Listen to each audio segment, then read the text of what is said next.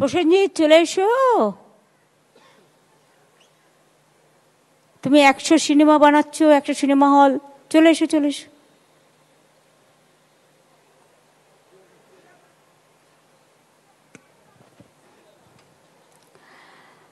আমি আজকে বিশেষ করে আমাদের সকলের প্রাণের মানুষ, এবং আমি এখনো মনে করি তিনি দেশের গর্ব, জাতির গর্ব এবং সংস্কৃতির গর্ব, চলচ্চিত্রের গর্ব।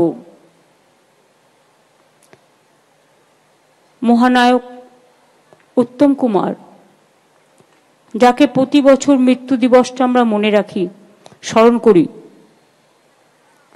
আমার জীবনে খুব আফসোস আছে জানেন তো। আমি সুচিত্রা সেনের সাথেও ওনার মৃত্যুর কয়েকদিন আগে, যদিও উনি কারোর সাথে 20 বছর দীর্ঘ দেখা করেননি, কিন্তু আমার সাথে দেখা করতে চেয়েছিলেন। আমি ছুটে গিয়েছিলাম। মৃত্যুর 7 দিন 10 দিন ওনার কাছে আমার রোজ যাওয়া হতো। সুপ্রিয়াদিকে আমি খুব নিকটস্থ চিনতাম, যারা উত্তম কুমারের সাথে কাজ করেছেন। সুপ্রিয়াদির সাথেও আমার যোগাযোগ দীর্ঘদিনের ছিল। মাধবীদিকে চিনি, সাবিত্রীদিকে চিনি, শর্মিলাদিকে চিনি, তনুজাদিকে চিনি, কখনো কখনো ইন্টারন্যাশনাল ফিল্ম ফেস্টিভ্যালে দেখাও হয়েছে। সৌমিত্রদাকেও দেখেছি, কিন্তু উত্তম কুমারের সাথে কোনোদিনও দেখা হয়নি। এই না দেখাটা, অদেখাটা আমায় বারবার স্মরণ করিয়ে দেয়। কিন্তু ছোটবেলায় আপনারা জানেন ভবানীপুরে অনেকগুলো সিনেমা হল ছিল, পূর্ণ, ইন্দিরা, ভারতী, ওদিকে বসুশ্রী। আমার মার সাথে হাত ধরে যখন আমি ক্লাস 4-5-এ পড়তাম, 9টা-12টা সিনেমা দেখতে যেতাম। মা যেত, মা আমাকে সাথে নিত। আর তখন পুড়িয়া চানাচুরের প্যাকেট পাওয়া যেত, চানাচুরের প্যাকেট খেয়ে আমি ঘুমিয়ে পড়তাম, মা সিনেমাটা দেখত। কিন্তু তাতেই যে গানগুলো শুনতাম, এত অপূর্ব, এত মাধুর্যপূর্ণ, সেই গানগুলো আজও আমাদের জীবনে, আমাদের ঠোঁটস্থ। আজকে আমি দেখি বাংলা গানের চল অনেকটাই টিভি সিরিয়াল থেকে শুরু করে, সিনেমা থেকে শুরু করে আমরা একটু কম ব্যবহার করি। কিন্তু আমি এখনো বলছি সব ভাষাই ভালো, সব গানই ভালো, কিন্তু স্বর্ণযুগের যে বাংলা গানগুলো, তার বাজার কিন্তু কোনোদিনও ফুরোবে না। ইভেন বাংলা গানের একটা মাধুর্য, সংস্কৃতি, কথা, ভাষা, সুর, একবার ভাবুন তো, পুলক বন্দ্যোপাধ্যায়, শ্যামল মিত্র, হেমন্ত মুখোপাধ্যায়, মান্না দে থেকে শুরু করে একেবারে সলিল চৌধুরী থেকে শুরু করে, লতা মঙ্গেশকর থেকে শুরু করে, আশা ভোসলে থেকে শুরু করে, আরতি দি থেকে শুরু করে, বনশ্রী সেনগুপ্ত, আমি চিফ মিনিস্টার হওয়ার পরে মারা গেছে, আমি চিনতাম খুব ভালো, নির্মলা দি, এরা কত ভালো গান গাইতো। আর আমরা ছোট্টবেলায় অনুরোধের আসর শুনতাম, ফলে মুখস্থ করার একটা টেন্ডেন্সি ছিল। 2-2-2:30 অনুরোধের আসর শুরু হলে আর কিছু না, সেই সময়টা একেবারে পাক্কা আমাদের রেডিওর সামনে বসতেই হতো, একটা অভ্যাস ছিল। এখন সেসব কোথায়? আপনারা শুনলে খুশি হবেন, মায়ানমারের কনসুলেট জেনারেল, বাংলাদেশের এবং রাশিয়ার, তারা এসছেন আমাদের মঞ্চে। Many thanks and many congratulations to your country also, countrymen and my brothers and sisters also. Prosenjit এসছে। প্রসেনজিৎ একটা ভালো আইডিয়া করেছে, একটা মডেল করেছে। আমাকে অফিসাররা দেখে এসে বলেছে, ও প্রায় 100টা জায়গায় 40-50 জন বসার মতো একটা সিনেমা ঘর তৈরি করছে, এবং সেটা আমরা মডেলটা দেখে খুশি হয়েছি। এবং ওই মডেলে যদি হয় তাহলে কিন্তু সিনেমাটা আরো ছড়িয়ে পড়বে এবং খুব বুথ লেভেলে, গ্রাসরুট লেভেলে গ্রামীণ অনেক অত্যন্ত প্রান্তরে মানুষ কিন্তু সিনেমাগুলো দেখতে পাবে, চাহিদাও বাড়বে। আর তাতে ওরা যে সিনেমাগুলো তৈরি করে তার একটা মার্কেটও পাবে, এমপ্লয়মেন্টও বাড়বে সেখানে যারা কাজ করবে। এবং এখনো যদি আপনারা দেখেন, আমার একটা জিনিস খুব খারাপ লাগে, আমি আগে নামগুলো বলে নিই, না তো আমার উপর সব রেগে যাবে। ওদিকে শোভনদা আছে, বিমানদা আছে, গৌতম দা, সবটাই বলেছে রিনি, শুধু পরিক্রমাটা বলেনি, যেটা লেটেস্ট। গৌতম দার তুলনা গৌতম দাই, নতুন করে আমার কিছু বলার মানে এ রাখে না। গৌতম দার রূপঙ্কর যে গানটা গেয়েছিল মনের মানুষে, এ তুমি কেমন তুমি, যেটা কবি সুমনের সুরে লেখায়। কবি সুমন দা এখন পারে না, কিন্তু তা সত্ত্বেও এখনো বাংলা খেয়াল গাইছে, আর বাংলা খেয়াল বারবারই পাঠায় আমাকে, এবং আমি বাংলা খেয়ালের প্রোগ্রামও সঙ্গীতের প্রোগ্রামের সাথে যুক্ত করে দিয়েছি, যাতে কবিরদার মনের ইচ্ছাটা পূর্ণ হয়। আমাদের সাথে নচিকেতা আছে, আমাদের সাথে অরিন্দম দা আছে, সিজাতো আছে, সোহম আছে, হরদা আছে, ইন্দ্রাণী আছে, ওর নামটা কি বললো, সতৃষ্ণা নাকি যেন, সৌমিত্র, সৌমিত্রী, সৌমিত্রিষ্ণা, তৃষা, সৌমিত্রিষা, বাপরে কত বড় নাম রেখেছে। ছোট্টবেলায় লিখতে নিশ্চয়ই কষ্ট হতো, এখনো হয়, আমাদের বলতেও কষ্ট হয়, কিন্তু নামটা ভালো, নামটা ভালো। আমাদের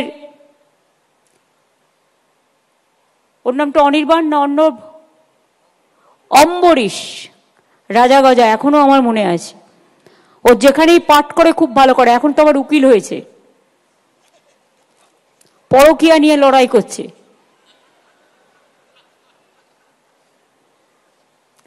রিজি আছে, খুব ভালো ছেলে, অনেক প্রোগ্রাম করেন।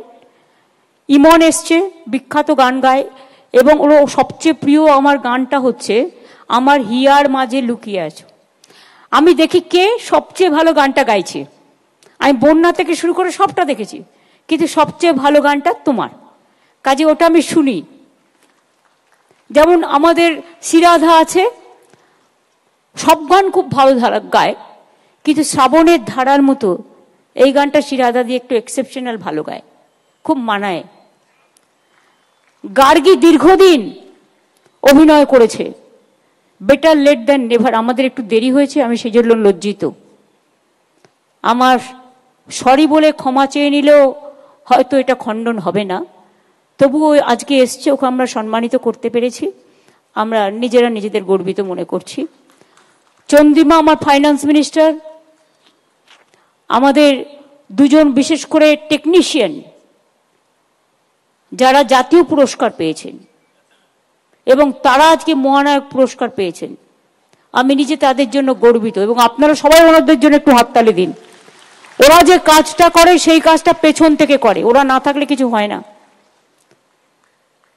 আমার সাথী ববি, ইন্দ্রনীল, অদিতি, অরূপ, শোভনদা, বিমানদা সহ সকলে, সামনেও অনেকে বসে আছেন, দেবা, বেউসা থেকে শুরু করে সবাই, সবার নাম হয়তো বলতে পারছি না। আমি আজও বলি ৪৫ বছর এটা, কিন্তু আজও পর্যন্ত আমরা কেউ উত্তম কুমারকে ভুলতে পেরেছি? কোনো দিন পারবো না। নামটাও যেমন উত্তম, কাজেও উত্তম। আমি দেখেছি অনেক শিল্পী, ভালো ভালো ফিল্ম স্টার, তারা কিন্তু লিপ দিতে পারে না ঠিক মতো গানে, কিন্তু উত্তম কুমারের গুণ ছিল প্রত্যেকটা গান উনি মুখস্থ করতেন এবং লিপ দিতেন। মানে এটা আমি শুনেছি পরবর্তীতে যে এটা ওনার বিউটি। শঙ্করদা, আপনি ওপরে আসুন না, আপনি নিচে বসে আছেন কেন? আপনি অনেক সিনিয়র, চলে আসুন, চলে আসুন। দেবাশিস দাও চলে আসুন, দেবা আর বৈশাও চলে আয়। আর আমাদের ইন্দ্রদীপ গানের, মণিদা তুমিও চলে এসো, মণিশঙ্কর পিজির ডাইরেক্টর। আমি 2012 সাল থেকে স্বীকৃতি চালন করেছিলাম, এবং আজকে গৌতম দাস শ্রেষ্ঠ মহানায়ক, আমি তো নামই খুঁজে পাচ্ছিলাম না, আর সবাইকে দেওয়া হয়ে গেছে কোনো না কোনোটা, অনেক কষ্ট করে জোগাড় করেছি। না না, তারপরে গার্গী বাদ গিয়েছিল, মহানায়ক সম্মান পেলেন ইমন চক্রবর্তী, গায়ক রূপঙ্কর বাগচি। রূপঙ্করও সঙ্গীত সম্মান পেয়েছে, কিন্তু এটা পায়নি। সোমনাথ কুন্ডু মেকআপ আর্টিস্ট, অনিন্দ আর্ডো আর্ট ডিরেক্টর। এদের সম্মান জানাতে পেরে আমি নিজেকে গর্বিত মনে করছি। এর আগেও 2024 সাল পর্যন্ত 25 জন মহানায়ক পুরস্কার পেয়েছেন। 41 জন চলচ্চিত্র ব্যক্তিত্বকে বর্ষসেরা সম্মান আমরা জানিয়েছি। 147 জনকে বিশেষ চলচ্চিত্র পুরস্কার দেওয়া হয়েছে। 22 জনকে চলচ্চিত্রে সারা জীবনের অবদানের জন্য এই মঞ্চ থেকে সম্বর্ধিত করা হয়েছে। এখানে নচিকেতা, ইন্দ্রনীল, বাবুল, শিরাধা, মনোময়, রাঘব, রূপঙ্কর, জোজো, ছোটদের মধ্যে ঐতিহ্য রায়, তৃষা পাড়ই, বিবেক, আরও অনেকে রয়েছে। ওরাও, বড়রাও যেমন গান গাইবে, তারা আজকে প্রতিষ্ঠিত, ছোটরাও প্রতিষ্ঠিত হতে পারে, যাতে তাদেরও তুলে ধরা আমাদের ধর্ম। তাই যারা ইয়াং শিল্পীরাও আছে তাদেরও আমরা নিয়ে আসছি। বাংলা সংস্কৃতিকে আমাদের আরো বিকশিত, আরো কুসুমিত, আরো পল্লবিত, আরো সুললিত, আরো সুরভিত, আরো সুশোভিত আমাদের করতে হবে। কারণ সভ্যতা এবং সংস্কৃতি হচ্ছে একটা জাতির মেরুদণ্ড। যতই হোক, at the end of the day আমার মুখ দিয়ে কিন্তু মাতৃভাষাটা বেরোবেই। শিশুরা যেমন ছোট্টবেলা থেকে মা কথাটা প্রথম বলতে শেখে, সেরকম মনে রাখবেন এটা আমাদের অভ্যাস হয়ে গেছে। মাতৃভাষা যে যার মাতৃভাষা, সকলকে সম্মান করে বলছি, বাংলা ভাষার ওপরে আজকে ভাষা সন্ত্রাস চলছে এবং বাংলা ভাষায় যারা কথা বলে তাদের উপর খুব অত্যাচার হচ্ছে। আরেকটা ভাষা আন্দোলন সমাজকে যাতে জাগ্রত করতে পারে এবং আমাদের ভাষাটা, মনে রাখবেন, সারা পৃথিবীতে 5ম স্থানে এবং এশিয়াতে 2য় স্থানে। প্রায় 30 কোটি লোক বাংলা ভাষায় কথা বলে, আর আজকে বাংলা ভাষায় কথা বললেই তাকে জেলে নিয়ে যাওয়া হবে, এটা আমি মানতে পারছি না। আমি কেন, আপনারা কেউই মানতে পারছেন না। সুতরাং এটা নিয়ে আমাদের প্রোগ্রাম করা উচিত সর্বস্তরে। এটা আমার একার নয়, এটা সবার। বাংলা আমাদের জন্মভূমি, আমাদের কর্মভূমি, আমাদের পিতৃভূমি, আমাদের মাতৃভূমি, আমাদের ধর্মভূমি, আমাদের স্বপ্নভূমি, কি নয়, সংস্কৃতি ভূমি, জাগরণের ভূমি, স্বাধীনতার ভূমি, নবজাগরণের ভূমি। এই ভূমিটাকে আমাদের রক্ষা করতে হবে। বাদবাকি তো স্বরূপরা আছে, ওরা অনেক কাজ করেছে ফিল্ম ইন্ডাস্ট্রির জন্য। সবসময় সিনেমা এবং টেলিভিশন শিল্পে কর্মরত শিল্পী ও কলা কৌশলীদের জন্য পাশে থেকেছে, ভবিষ্যতেও থাকবে। আমরা তাদের জন্য 5 লাখ টাকা পর্যন্ত স্বাস্থ্য বীমা করেছি। কলা কুশলী অভিনেতা সহ প্রায় 4800 জন এই স্বাস্থ্য বীমার আওতায় আছেন। এদের পরিবারের সংখ্যা ধরলে 20,000 মানুষ স্বাস্থ্য বীমা থেকে উপকৃত হচ্ছেন। এছাড়াও ফিল্ম ওয়ার্কার্স ওয়েলফেয়ার ফান্ড থেকে আমাদের সরকার দুস্থ শিল্পী ও কলাকুশলীদের মেয়ের বিয়ের জন্য এবং মৃত্যুকালীন কিছুটা সাহায্য করেন।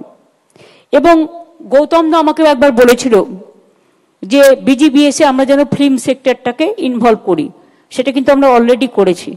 এবং ফিল্ম সেক্টরের সাথে সাথে কালচারাল যে অ্যাক্টিভিটিস, আমাদের গান থেকে শুরু করে সবটাই, এটাও যেন, অদিতি মুন্সি এখানে আছেন, ওকে ছোট্টখাট্ট দেখতে বলে অনেকে দেখতে পাচ্ছেন না, দারুণ গান গায়। ও কীর্তন দিয়ে শুরু করে আর একেবারে রবীন্দ্রসঙ্গীত দিয়ে শেষ করে। এছাড়াও আমাদের অনেক কাজ হয়েছে। আমি আর গানের মধ্যে যারা গান শুনতে এসছেন, আমি কথায় কথা বাড়াতে চাই না। আমি আপনাদের সকলকে বলবো, আপনারা যে সময় করে আসতে পেরেছেন এবং এই দিনগুলোতে প্লিজ দয়া করে আসবেন। আমাদের সঙ্গীত একাডেমিও কমপ্লিট হয়ে গেছে, ওটা আমরা টাইম করে ওটা উদ্বোধন করব, তাতে সঙ্গীত জগতে উপকৃত হবে। এছাড়াও আমাদের খুব শীঘ্রই আমি অরূপকে বলেছি টেলি একাডেমির প্রোগ্রামটাও করতে। এবং তাছাড়াও আমাদের ইন্টারন্যাশনাল ফিল্ম ফেস্টিভ্যাল তো প্রতিবার হয়, এবারেও তো গৌতম দান চেয়ারম্যান, তার নেতৃত্বে কমিটি হয়েছে। দেখুন, আপনারা সব সিনেমাকে প্রায়োরিটি দিন, কিন্তু প্লিজ প্লিজ প্লিজ বাংলা সিনেমাটাকে অবহেলা করবেন না। এবং বাংলায় যারা গান গেয়েছে সেই শিল্পীদের একটু বেশি করে গুরুত্ব দিন। আমি সিরিয়ালও যারা করেন তাদের বলবো, লীনাদিকে আমি দেখতে পাচ্ছি বলে বলছি আরো, কারণ পড়বি তো পর মুখের মাঝে পড়েছে। এখন দেখি সিরিয়ালগুলোতে সারাক্ষণ শুধু এ ওকে বিষ দিচ্ছে, ওকে বিষ দিচ্ছে, আর একটা পরিবারে 3 জন ঝগড়া করছে, একটা রিয়েল ক্যারেক্টার তো দুটো ঝগড়ুটে ক্যারেক্টার, আর বাজে বাজে জিনিসগুলো শেখাচ্ছে। এতে কিন্তু সমাজে বাচ্চারা ভুল করছে, অনেকে আত্মহননের পথ বেছে নিচ্ছে। আমি কিন্তু আজ নয়, আমি সমস্ত টিভি সিরিয়ালের মালিকদের বলবো, এটা লীনাদিদের হাতে নেই, এটা যারা অর্গানাইজ করে, যারা মালিক তাদের হাতে আছে। দয়া করে দেখুন, খারাপ কিছু শেখাতে যাবেন না। আর সিরিয়াল বাড়াতে হবে বলে রোজ গুন্ডামি বাড়ান, ভালো জিনিস দিয়ে। কত ভালো জিনিস আছে, কত ইনোভেটিভ জিনিস আছে। তা না করে কি করবে, ওকে বন্দুক গুলি চালাচ্ছে, ওকে ছুরি মারছে, আর এগুলো দেখতে যেই আমি দেখি না আমি বন্ধ করে দিই। অন্যরা কি করে আমি জানি না, সারাদিন আমরা এত কাজে কর্মে ব্যস্ত থাকি, আর তারপরে টেনশন করব? ওটা টেনশনের জন্য না, ওটা রিল্যাক্সেশনের জন্য। এসব তৈরি করতে হবে মাথায় রেখে। হাসি খুশি মজা সামাজিক গল্প, যে গল্প আমার সংস্কৃতিকে ভালোবাসে, যে গল্প মানুষের বিবেককে জাগ্রত করে, আবেগকে জাগ্রত করে, এবং বিশেষ করে সব সিরিয়ালে আমি দেখব বাংলা গান আর কোথায়। এরা ভাবে শুধু কিছু ঝিকঝাক ঝুমঝাম দিদিলি হয়ে গেল, আরে বাজান না, কোনো অসুবিধা নেই, কিন্তু ওরা তো একটা জায়গায় বাজায়, প্ল্যাটফর্ম ওদের আছে আলাদা। বলিউড তো টোটালটাই তার জন্য, আরো আছে সাউথ ইন্ডিয়ান ফিল্মও ভেরি পপুলার, কিন্তু টলিউডটাকে অ্যাটলিস্ট তো আপনারা বাংলা গানটাকে একটু বেশি করে দেবেন। লীনাদি আমি মিথ্যে কথা বলবো না, কিন্তু এটা মনে রাখতে হবে, সবাইকে ভাবতে হবে এটা। এখানে তো সঙ্গীত তৈরি করার লোক কম নেই, যারা গান গাইছে তারা নিজেরাই এখন গান লেখে, সুর দেয়। এটা এখনকার নতুন একটা ক্রিয়েটিভিটি। সুতরাং আপনারা, আমি বলছি না অন্য ভাষাকে অসম্মান করতে, আমরা নিশ্চয়ই হিন্দি ভাষার গান দেবো, আমরা সাউথ ইন্ডিয়ান গান দেবো। ডাবিং করতে গিয়ে অরিজিনালটাকে যেন আমরা হারিয়ে না ফেলি, এইটা মাথায় রাখতে হবে। সেই জন্যই কখনো কখনো ক্ষোভ বাড়ে, বিক্ষোভ বাড়ে, এটা যেন না হয়। আসুন আমরা আমাদের সংস্কৃতি নিয়ে গর্ব করি, সব ভাষা নিয়ে গর্ব করি, দেশকে নিয়ে গর্ব করি। সাথে আমি আমার বাংলা ভাষাকে বাদ দিয়ে কিছু করতে পারবো না। সব ভাষা নিয়ে, সব ভাষার সমন্বয়ে ঐক্য, সংস্কৃতি, সম্প্রীতি গড়ে উঠুক। একতাই স্বামীজি বলেছিলেন, unity strength and divide is fall. আমরা চাই ইউনাইটেডলি সবাই বাঁচতে, ভালো থাকতে, কিন্তু যে যে রাজ্যে থাকেন সেই রাজ্যটাকেও, তার পরম্পরা, তার সংস্কৃতিটাকেও আমরা সবাই মিলে যেন সম্মান জানাই। ভালো থাকবেন, সুস্থ থাকবেন, সুন্দর থাকবেন। আবার দেখা হবে। অনেক অনেক ধন্যবাদ। নমস্কার। জয় হিন্দ, জয় বাংলা।